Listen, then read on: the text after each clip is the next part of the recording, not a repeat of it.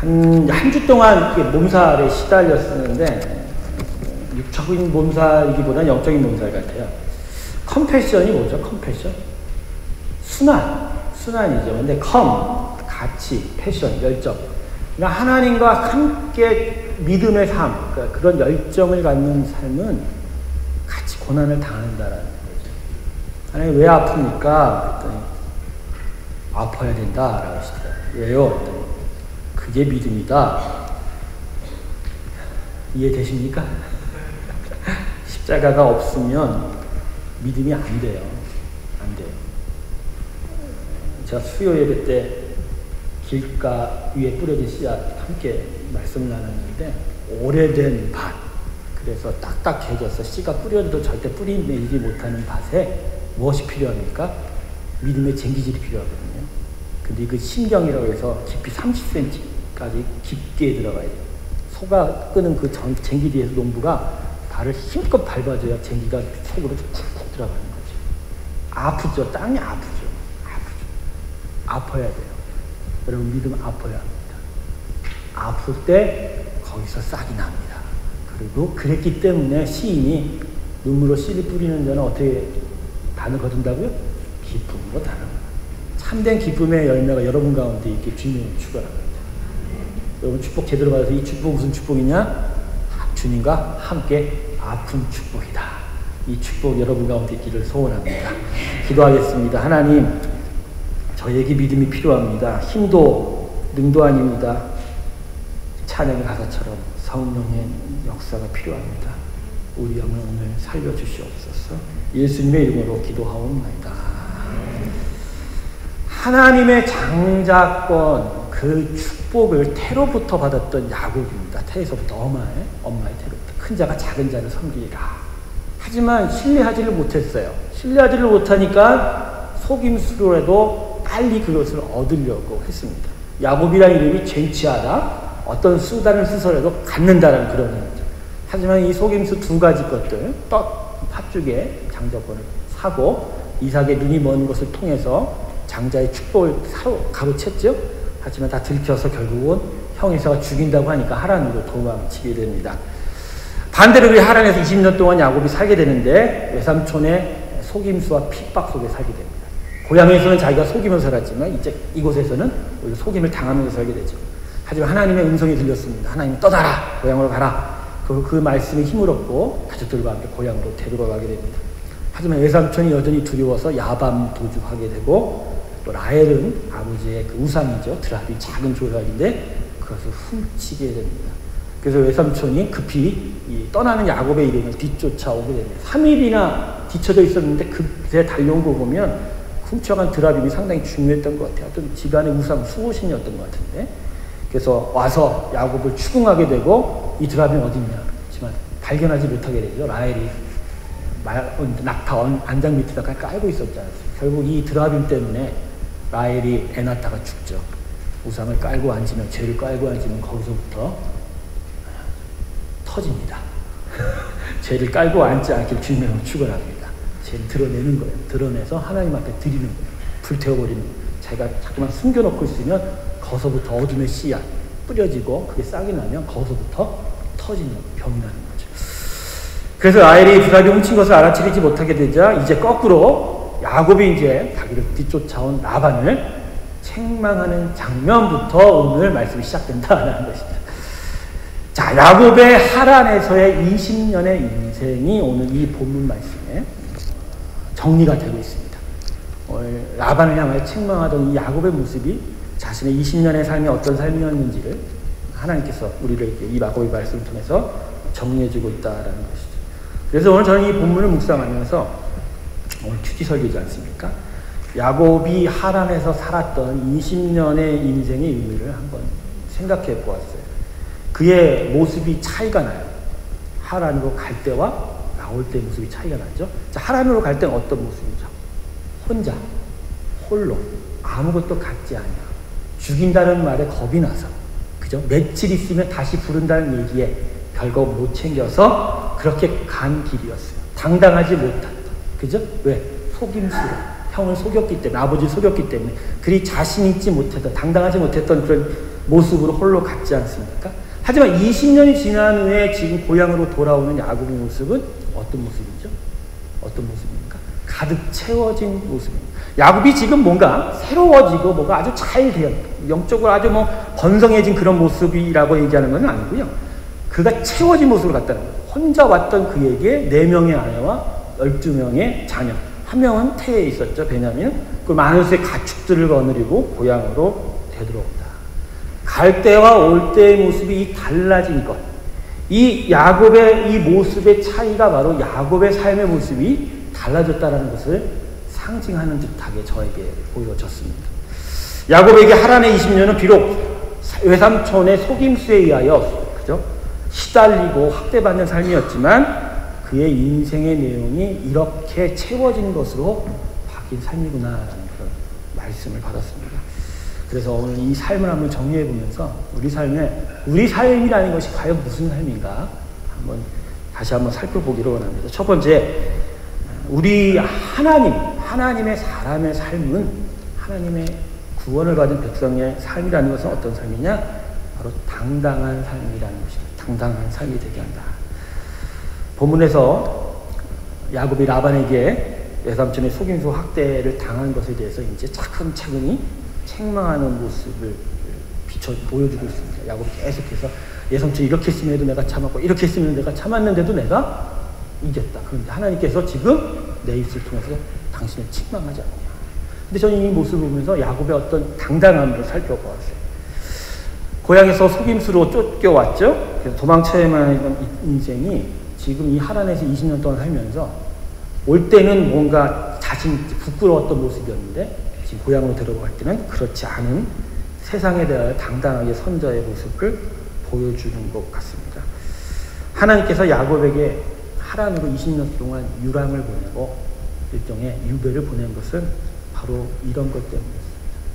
신앙의 훈련, 인생의 훈련, 그 다음에 정말로 연단, 이걸 통해서 그 삶이 정말 하나님 앞에 부끄럽지 않은 삶을 만드시려는 하나님의 섭리와 주권 때문이었다라는 것이죠. 여러분, 우리 인생은 바로 다 이런 인생이라는 것을 여러분 오늘 이 야곱의 인생을 정리하면서 기억하시길 주님을 축원합니다. 여러분, 우리 인생은 바로 이런 것이에요. 하나님이 훈련시키십니다. 하나님이 기르시고 연단시키십니다. 그러면서 부끄럽지 않게 하시고 그러면서 당당하게 세상 앞에 아니 하나님 앞에 홀로 설 수 있는 힘을 길러 가신다라는 것이죠. 50이 채 안 되는 그러나 많은 나이를 먹었음에도 야곱을 홀로 하란으로 보냈던 까닭은 야곱의 삶 가운데 바로 하나님 앞에 홀로 그러나 당당하게 설 수 있는 그 인생을 만들어내시려는 하나님의 섭리였다라는 것이죠. 어떻게 하나님의 주권, 그 장자권의 축복이 있음에도 불구하고 야곱이 어떻게 글로 쫓겨갈 수 있는가? 미리 줬으면 됐지 않았을까? 그런 의문이 있었습니다. 제가 이 부분을 말씀드려서. 그런데도 하나님 그런 방식을 택하지 않으셨어요. 왜? 그냥 약속을 이루어 주시는 것으로 야곱의 인생에 정말 진정한 장자권의 축복이 나타나는 것은 아니기 때문에 그의 인생에 나타나야 될 것은 얻는 그 축복이 문제가 아니라 그의 마음 안으로부터 바뀌어진 그래서 하나님 앞에 당당하게 설 수 있는 그 모습이다라는 것이죠. 제가 오늘 아침에 아내가 저한테 이렇게 물어보더라고요. 아내가 어떤 배우자를 선택하는 그런 거에 있어서 어떤 특강을 이제 유튜브 통해서 듣고 있었는데 저한테 그러더라고요. 당신은 진짜 뭐 만고총각이면 사람을 어떻게 택하겠느냐? 신앙을 보고 택하겠습니까? 성품을 보고 택하겠습니까? 그러지 않습니다. 여러분 그런 얘기 많이 하죠. 사람 택할 때 저 사람이 신앙을 보지 말고 성품이 더 중요해. 여러분 이 말이 정말로 잘못된 말이라는 거죠. 이게 무슨 얘기냐면 신앙은 영을 건드려요. 영을 건드리면 마음을 닫습니다. 마음을 닫으면 성품이 달라지게 돼요. 하나님이 만드신 각각의 독특한 캐릭터는 있어요. 그것까지는 바꿔질 수 없다고 얘기해도 그러나 다듬어질 수 있고 그리스도의 장성한 분량 인격이 이를 때까지 하나님 우리를 만드신다는 거예요. 그러니까 신앙과 인격이 다른 게 아니에요. 신앙이 바로 인격입니다. 할렐루야. 믿는 게 인격이고 성품이에요. 그러니까 아까 우리 아내가 저한테 물어본 건 신앙의 행위를 볼 것이냐 신앙의 인격을 보고, 당연히 신앙의 인격을 보죠. 행위로 인격을 볼 수는 없지 않습니다. 여전히 부족함이 있기 때문에 그 인격이 중요하다.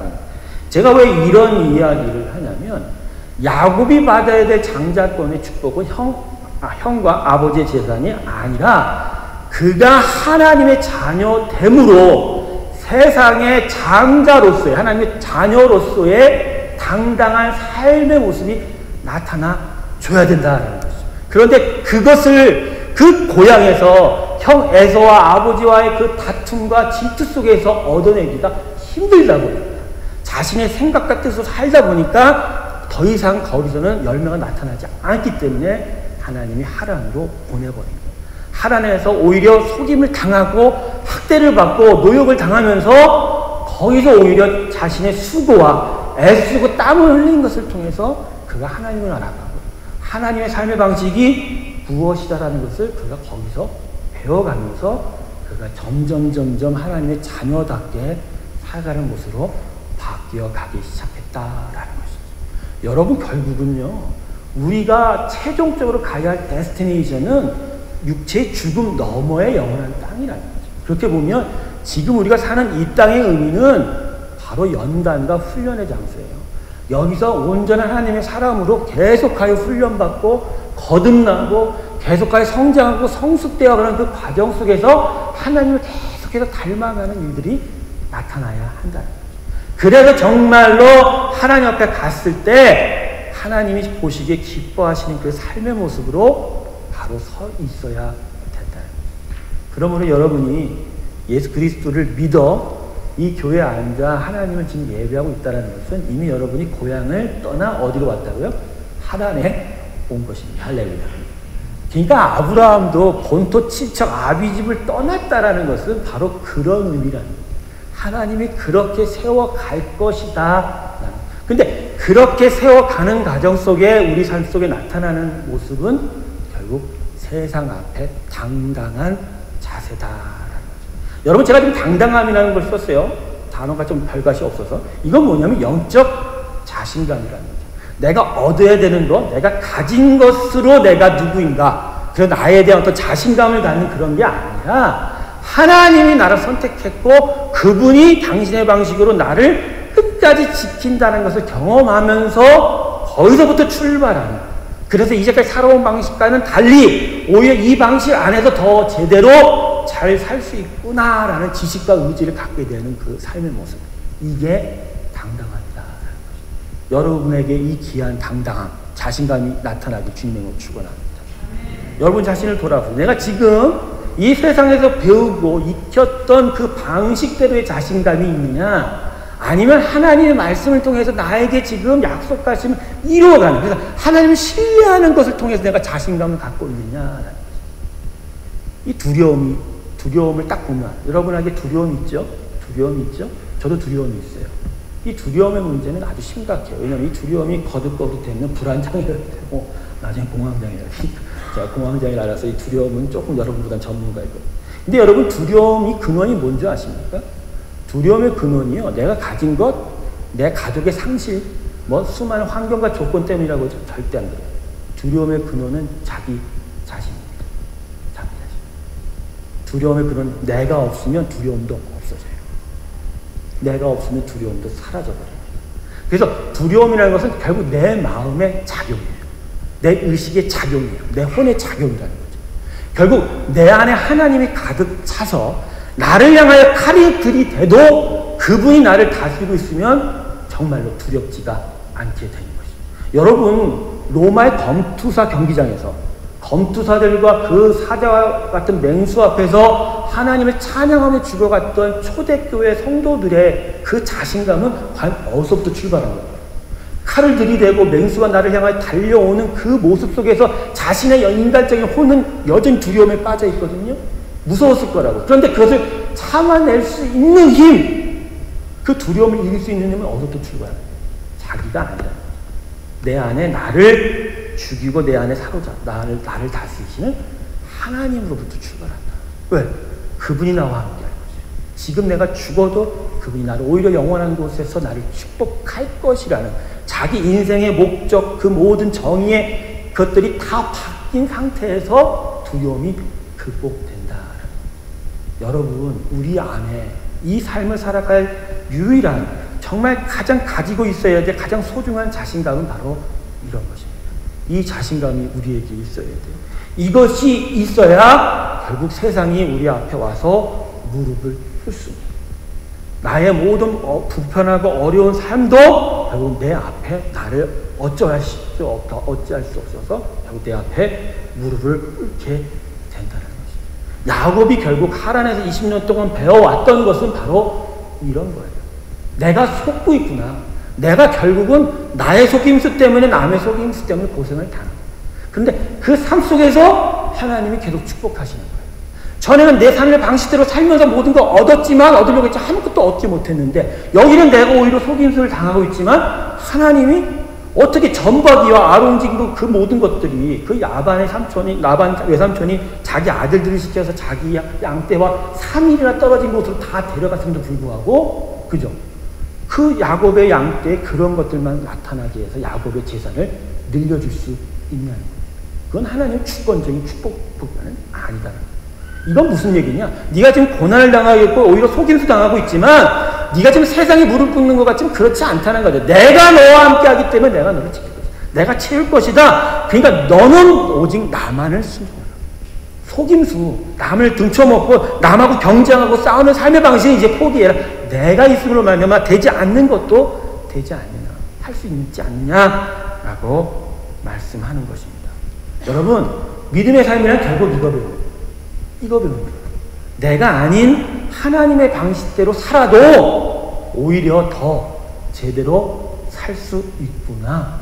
이 진리를 정말 내 인생의 진리로 받아들여져 가는 과정. 이게 믿음의 삶이다. 할렐루야. 여러분, 이 믿음의 삶을 지금 이렇게 살아가고 계셔야 돼요. 그렇기 때문에 컴패션이야. 컴패션. 주님의 방식을 배워가는 거예요. 결론적으로. 제가 오늘 사실 빌립보서 2장 5절부터 11절 말씀을 강의를 해야 돼요. 그런데 주님의 이 마음을 본받아라면서 십자가의 기도는 찬송시를 여러분과 같이 나누려고 했는데 그게 너무 어려워요. 추상적이에요. 이유는 뭐냐면 그냥 예수님 마음 본받으십시오. 십자가에 죽는 그 마음이 바로 우리가 배워야 될 마음입니다. 근데 설교가 너무 어렵더라고요. 왜 어려울까? 다 알고 있거든요. 우리가 다 알고 있는 얘기거든. 근데 얘가 여러분 앞에서 겸손하십시오, 죽으십시오 얘기를 해봐야 계속 알고 있는 지식 안에서 과연 무엇이 더 선한 것이 나올까? 갑자기 하나님께서 저한테 이제 설교 방향을 바꾸시더라고요. 목요일 아침에 새벽 예배를 하면서 함께 묵상했던 말씀이기도 하였는데 이 말씀이 제 마음 안에 사로잡는 거예요. 아, 이런 거구나. 겸손 내 자신을 포기하는 삶의 방식이 바로 무엇을 의미하는지, 이것이 왜 우리에게 필요한지에 대해서 알려주시더라고요. 여러분, 세상 앞에 당당하시려면 주님의 방식대로 살아야 합니다. 세상 방식대로 사시면 결코 당당하지 못합니다. 여러분이 가지고 얻은 모든 것들이 여러분을 어떻게 하면 결국 부끄럽게 만들 것입니다. 여러분이 얻은 힘과 여러분이 얻은 능력과 여러분이 얻은 명예가 하나님의 방식대로 얻어지고 부어진 축복이 아니라면 결국 그것은 여러분을 힘들게 할 것이고 부끄럽게 할 것이고. 왜? 하나님은 여러분을 정말 당신의 자녀 삼았기에 당신의 삶의 방식대로 얻는 축복 안에서 정말 영원한 기쁨을 누리기 원하시기 때문입니다. 그 기쁨이 있기를 원하기에 하나님 당신의 열매를 얻기를 원하신다. 이 귀한 은혜가 여러분 가운데 주님을 축원합니다. 결국 신앙의 삶이라는 것은 어떤 외적인 그런 어떤 부어지는 그런 축복 얻는 게 신앙의 삶이라는 게 아니라 내 자신의 삶의 방식의 내용을 바꾸어가는 그런 방식. 그래서 아픈 거죠. 삶의 방식을 얻어가면 두려운 거죠. 그런 것들을 하나님과 함께 동행하면서 극복해 나아가는 일이다. 이 20년이 걸린 거예요. 20년. 제가요, 여러분들 앞에서 설교를 하면서 집에 가면 주일날 저녁마다 너무 아파요. 왜 아프냐면 제가 처음에는 뭐 잘했나 못했나 그것 때문에 아프기도 했지만 안 받아들여지고 이것을 튕겨버리는 그런 모습이 보여요. 여러분 여기서 한 몇 년 있어보면 보여요. 그냥 뒤로 들어갔다가 이쪽으로 쑥 내려가시는 분 있지만 들어갔다 일로 쭉 나가는 분이 계시고 들어가지도 않고 이렇게 튀어가시는 분도 계시고 하여간 아주 별의 아주 다양한 아주 many kind of 타입 영어가 나오네요. 그런 걸 뭐 집에 와서 이제 제 영상을 편집하고 이렇게 앉아있으면 참 이게 물론 제 자신 못한 것을부터 아프죠. 아픈데. 그런데 그런 아픔 속에서 결국 제가 내리는 결론이 무엇이냐.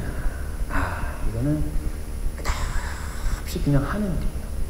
예레미야 선지자가 자기를 땅 구덩이 속에 파문부석까지 저항하는 그 백성들을 그 끝까지 포기하지 않고 결국 애굽으로 끌려가는 그 포로의 대열 속에 가다 같이 죽었지 않습니까? 그 선지자의 마음으로서는 이 목회는 할 수 없구나. 여러분 자녀를 향한 여러분의 부모의 사랑이 그렇지 않습니까? 목회자의 사랑도 그렇죠. 하란에서 야곱이 20년 동안 고생 얻은 거가 오늘 아침 딱 목욕하는 그죠. 20년 목회는 기본이다. 제가 20년을 해야 되는구나. 아버지, 주여. 이제 3년 지나면 어떻게 할까요? 주여. 하나님이 하시게 할 줄로 믿습니다. 아멘. 두 번째는 더 중요한 건데 야곱의 삶에 하나님의 약속이 이루어져 가는 것을 야곱이 체험하게 하는 거예요. 모태에서 리브가는 하나님의 음성을 직접 들었어요. 그러나 야곱은 하나님을 직접 경험하지 못했어요. 아버지가 드리는 제사에 참여하긴 했지만 그가 스스로 드려진 제사는 없었다라는 것이죠. 그런 야곱에게 하나님은 살아계시며 나의 하나님이며 나와 동행하시는 하나님이라는 것을 체험하게 하신다라는 것이죠. 아까도 제가 말씀했지만 하란에서 20년의 삶, 이게 큰 자가 작은 자를 섬길 것이라는 하나님의 약속의 결과일까요? 여러분은 아니다라고 말씀하시고 그냥 이건 과정이다 말씀하시고, 그러나 저는 깨달았습니다. 이게 하나님의 약속의 결과입니다. 이게 하나님의 약속이 실현되는 모습입니다. 속임수에 시달리고 박대의 마음이 아픈 삶이 하나님의 약속의 실현인가? 맞습니다. 이게 하나님이 당신의 장자권의 축복을 실현해가는 모습입니다. 비록 야곱이 힘들고 아팠지만 그러나 그 삶 속에서 하나님이 야곱의 인생을 당신의 방식대로 채우셨기 때문입니다. 하나님이 채워가는 인생, 그게 바로 우리 안에 하나님의 당신의 약속을 실현해 나가는 인생입니다. 할렐루야. 오늘 여러분에게 지금 이 순간에도 하나님이 당신의 약속을 실현해 나가는 줄로 믿습니다. 하나님은 신실하시고 한 점 틀린 점이 없습니다. 정시에 언타임에 그분의 모든 것들을 여러분 인생에 세워 가실 것입니다.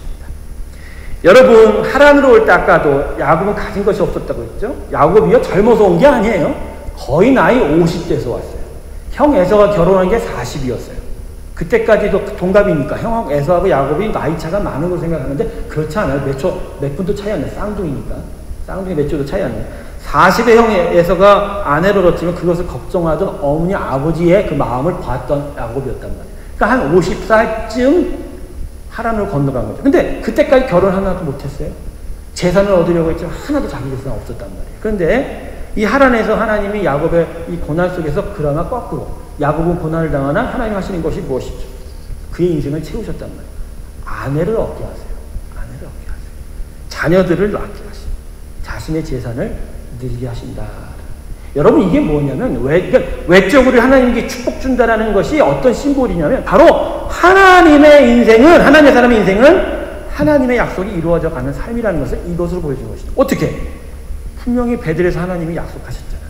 그죠? 아브라함 때부터 계속되는 약속이 있잖아요. 너의 인생은 창대할 것이고 너의 후손은 번성할 것이고 그리고 너의 후손, 너가 가질 땅이 있을 것이라. 결국 하나님의 방식대로 하란에서 고생을 하지만 하나님이 그를 창대하게 하였고 그의 후손을 번성하게 하였고 결국 고향으로 돌아오기에 자신의 땅을 갖게 하시는 하나님이다. 결국 하나님은 야곱이 고난받는 그 삶 가운데 그의 인생을 당신의 방식 그대로 약속 그대로 채워 가신다. 그러므로 여러분 깨달으셔야 돼요. 내 인생은 내 바램과 소원이 이루어져가는 인생이 아니야. 여전히 지금도 내 비전, 내 꿈 생각하시는 분은 죄송하지만 오늘 그 단어를 다 땅에 내려놓으십시오. 절대 하나님 그거 이루지 않으십니다. 내 인생은 하나님의 무대입니다. 내 인생은 그분이 역사하시는 현장입니다. 그분의 영광과 그분의 기쁨이 나타나는 것이 하나님 사람의 인생이다. 그래서 그분의 방식대로 우리 안에 그것을 이루신다. 여러분 결국은요 내가 없어지는 거예요. 이 인생에. 그분이 오신 거예요. 근데 너무 재밌지 않아요? 난 내 인생을 그저 드렸을 뿐인데 무대로 그분이 내 인생의 모든 것을 채워 가신 거예요. 그러면서 그 채워 가신 것을 기뻐하기만 하는 것이 바로 우리 인생의 그냥 할 일이라는 거죠. 우리 인생에 내가 유일하게 할 일이 뭐라고요? 내 인생에 채우시는 하나님을 기뻐하는 것이다. 그러므로 데살로니가서 5장 말씀에 우리는 항상 어떻게 할 수 있다? 기뻐할 수 있는 것이다. 여러분의 기쁨의 근원이 어디라고요? 하나님. 여러분의 기쁨의 방식이 뭐라고요? 하나님. 그리고 여러분의 기쁨의 열매는 결과는 뭐라고요? 그것도 하나님. 그러니까 하나님으로 가득 채워지면 기뻐 안 할 수가 없다라는 것이죠. 하나님이 내 인생 가운데 채워지지 못해서 기뻐하지 못하는 것은 결국 하나님 주시지 않는 게 아니라 내가 하나님이 내 인생에 들어오는 것을 내가 방해해왔기 때문이다. 제가요 몸이 아팠다고 했죠. 예전에 저는 제가 오해했었어요. 그동안 그때 내가 몸이 아팠을 때 내가 정말 주님밖에 이 길이 없구나 라고 길을 썼더니 하나님한테 은혜 주셨다. 난 그렇게 생각을 한 적이 있었나 봐요. 그런데 하나님 이번에 깨닫게 해주셨어요. 네가 너 아팠을 때 그렇게 길을 쓰고 교회 가서 찬양을 하고 기도를 했던 그 일이 진짜 나를 사랑해서 그랬니? 곰곰이 생각해 보니까 아닌데요, 하나님. 왜? 자신한테 그것밖에 할 게 없었어요. 직장도 못 가고 집에서도 박대받고 그냥 나한테는 살 길이라는 건 그냥 교회 가는 것밖에 없었어요. 그죠? 내가 하나님 사랑해서 간 게 아니에요. 하나님 사랑해서 간 게 아니에요. 그냥 그거 외에 할 게 없었던 거예요. 근데 왜 이런 시간을 하나님 나한테 주셨죠? 하나님이 저한테 가르친 거예요. 네 인생에 나밖에 없어. 그거 가르쳐 주셨어요. 사랑하는 성도 여러분, 여러분 인생에 하나님밖에 없습니다. 이거 아는 사람이 가난한 심령입니다. 가난한 자는 복이 있는 천국이 누구의 것이라? 내 것이다. 할렐루야. 이게 우리 안에 있는 거예요. 여러분, 하나님이 여러분의 여러 대안들 중에 하나시죠. 그래서 얘기하시죠. 하나님이 나의 최고의 선택이십니다. 그렇지만 옆에 대안들이 있잖아요. 차선책도 있고 이분이 안 되시면 요것도 있고 그거 아니라니까요. 그런 여러 가지 것 중에 내가 이거 하나 고른 게 아니라니까요. 그분 밖에 없어서 하는 거예요. 여전히 그분 외에 다른 것이 있다라고 하시면 언젠가는 그걸 붙잡기 때문에 하나님은 여지없이 우리 안에 있는 모든 대안들을 다 부숴버리죠. 다 깨뜨려버리죠. 내가 인생 살면서 믿음의 인생 속에 결국 얻는 고난이라는 것은 결국 내가 혹시나 하고 들어놓았던 인슈런스 그런 대안들이 여지없이 박살나고 부서져 가는 과정이다. 여러분 그게 하나님이 우리 인생 가운데 당신의 역사를 이루어가시는 방식이에요. 하나님에서 하나님이 당신의 약속을 이루어가시는 방식은 한쪽으로는 당신의 신실한 역사를 이루어가지만 한쪽으로는 우리가 그 약속을 믿지 못하게 하는 그 모든 방해물들을 깨뜨려가는 나의 독선과 고집과 욕심의 모든 것들을 다 깨뜨려가는 작업이다. 그러니까 저 같은 놈은 얼마나 고집이 세고 고집불통이고 하긴 뭐 대학 때 예수 믿자고 프랑카드 들고 다니는 애들한테 돌 던지고 술병 던지고 그랬으니까 그 기독교 서클 거기 가갖고 막 술 먹고 막 그랬던 애들 그런 나인데 그냥 처음부터 하나님은 아예 훈련도 필요 없어 나한테는 그냥 처음부터 그냥 아파놓고 그냥 다 부러뜨려 놓고 시작하신 거예요. 다 부러뜨려 놓고 시작하신 거예요. 근데요 그건 저한테만 하는 인생이잖아요. 그런 인생 당하지 마세요. 그런 인생. 그러니까 뭐가 지혜냐? 하나님밖에 없습니다. 다른 건 없습니다. 라고 지금부터 아예 폴싹 엎어지세요. 그분 앞에 그걸 다 엎어지세요. 목사님 저 길도 좋아 보이고 저 길도 그런 거 마세요. 제가 말씀 묵상하다 그런 생각했는데 하나님의 길은 상행성. 내가 보고자 하고 내가 선택하고 길은 상행선이에요. 여러분 상행선 기차 타다가 하행선을 옮겨갈 수 있어요? 또 옮겨간다고 해서 그게 좋을 게 있어요. 우리는 하늘로 가는 상행선인데 다른 모든 것들은 다 하행선이다. 유행가 가사죠. 하나님은 상행선, 세상은 하행선. 자, 여러분 찾지 마세요. 옮겨 타지 마세요. 별거 없습니다. 거기에 별거 없어요. 내려갈 길밖에 안 합니다. 마지막으로 이 큐티를 통해서 제가 얻었던 것은 중요한 사실 오늘 주제인데 이 구약에서 성경을 또 통틀어서 돌기둥을 놓고 언약을 맺거나 약속을 한 사람은 오직 야곱밖에 없어요. 돌기둥을 세웠다라는 것은 야곱에게 그래서 특별한 의미입니다. 라반과 지금 언약을 했어요. 제가 아까도 본문 읽을 때 거기서부터 읽었는데, 언약을 하면서 돌을 무더기로 쌓아놨죠. 이제 각자의 돌을 쌓아놓으면서 라반의 형제 아들들도 있고 야곱의 형제들도, 야곱의 이제 지체도 있기 때문에 그 하나한 사람이 다 돌들을 갖다 놓은 거예요. 돌들을 갖다 놓으면서 이 돌을 어떤 하나의 기둥, 어떤 상징을 삼아서 인간끼리 약속하는 거지. 더 이상 이제 서로 싸우지 말자. 넌 넘어오지 말고 나도 넘어오지 말자. 그 내 아들과 내 딸과 내 손자들이 있으니까 너 그들을 박대하지 말라. 뭐 이런 사적인 이야기가 가는 것이죠. 그런데요, 야곱의 인생에 있어서 이 하란의 20년이 시작되기 전에 이 돌기둥을 미리 한번 세웠죠. 그죠? 베델에서 돌 베개 찾던 그 베개, 밤에 사닥다리에 꿈을 얻고 나자 그것을 아침 일어나자마자 거기에 세우고 갖고 있던, 그죠? 감람류를 부어서 거기서 예배를 드렸다. 제가 이 본문을 읽으면서 가장 은혜 받았던 게 이것이에요. 거기서 야곱은 처음으로 하나님께 스스로가 예배를 드렸어요. 그리고 처음으로 하나님께 자기가 하나님을 섬길 것을 약속을 했어요. 근데 그 약속 속에는 이제 자신의 하나님을 여전히 신뢰 못하는 건 부족함이지만, 그런데 정확하게 그 베델에서 하나님께 드렸던 그 약속, 그 예배의 시작이 결국 20년 후에 정확하게 하나님의 응답을 실현하는 돌무더기가 되었다. 할렐루야. 라반과 그 돌을 쌓으면서 야곱은 과연 무엇을 생각했을까? 홀홀 다니시는 하란으로 정처 없이 떠나는 그 길에 세웠던 자기의 돌 한 것이 하나가 이젠 되돌아올 때 수많은 돌무더기가 되고, 이미 거기에는 그 수많은 돌무더기를 통해서 자기에게는 이미 갈 때는 하나였지만 올 때는 수도 없이 나를 채우는 인생. 아, 하나님 앞에 응답하고 예배했던 나의 그 일을 하나님은 잊지 않으시고, 내가 하란에 가서 여전히 속임수를 당하고 하나님을 잊은 듯이 살아가고 있었지만 그분은 내 예배를 받아주셨구나. 그분은 내 예배 가운데 함께 하셨구나. 그래서 그분의 약속이 오늘 실현되는구나. 고향에 돌아가는구나. 나와 동행하시고 나를 축복하시는 하나님이셨구나. 사랑하는 성도 여러분, 여러분 내 예배가 여전히 부족하고 연약할지라도 오늘 이 시간에 여러분이 베델의 하나님으로 하나님을 예배하기 시작하신다면 거기서부터 하나님의 약속은 시작될 것입니다. 돌덩이 하나 들어 여러분 인생의 심령에 박으십시오. 여러분의 가장 귀한 기름, 가장 소중한 것들을 다 부시고 거기다 부으십시오.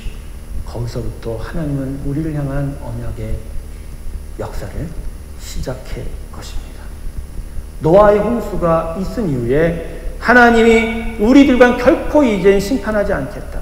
무지개 언약을 주면서 평화조약을 맺을 때 노아가 처음으로 한 일이 뭐였죠?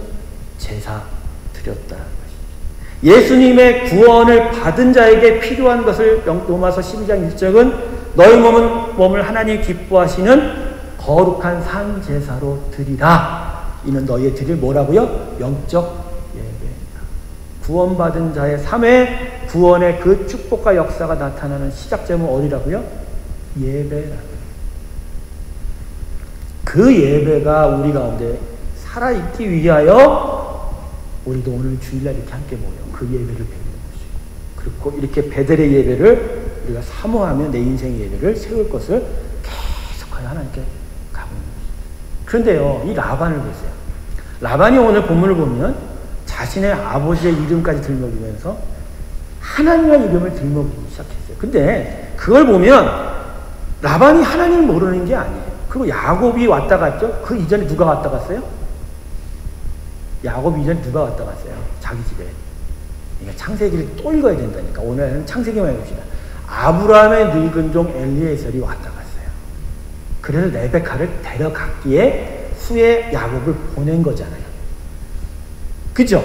라반은 이미 하나님을 믿는 자들, 자기의 친척, 골수 친척이 이렇게 왔다 갔다 하는 것을 통해서 하나님은 이미 알고 있는 자예요. 그런데 베델의 경험이 있었지만 야곱이 지금 오늘 그 돌무더기를 싸면서 하나님을 찬양하고 많은 자들을 식사 대접을 하고 베풀고 그리고 당당하게 사는 그 모습을 보면서 거기서 하나님을 느꼈으면 자기도 거기서 야곱과 같이 정말로 베델의 돌무더기를 세워 예배를 드렸어야 되는데 그는 하지 못하고 그냥 고향으로 돌아가고 더 이상 성경의 무대에 나타나지 못했다는 것은 결국 라반은 살아갔다는 겁니다. 여러분, 우리 안에 모든 자들이 다 구원받기를 주님을 축원합니다. 그러나 결국은 우리 안에 시작된 구원의 시작이 결국 무엇을 통하여 완성되는가? 하나님의 전적인 역사도 필요하지만 내가 그분 앞에 베델의 돌을 박아놓고 예배 드림이 있냐라는 거죠. 여러분, 오늘도 듣지 않았습니다. 여러분 인생에 베델의 하나님 집, 하늘의 문이 열린 예배를 온전하게 드리는 시작이죠. 주님의 주 예배 드리셔야 돼요. 오늘 단 여러분에게 이것을 이야기하고 싶습니다. 여러분, 여러분의 모든 삶의 터가 베델이 되길 주님을 축원합니다. 가장 소중한 것을 깨뜨리세요.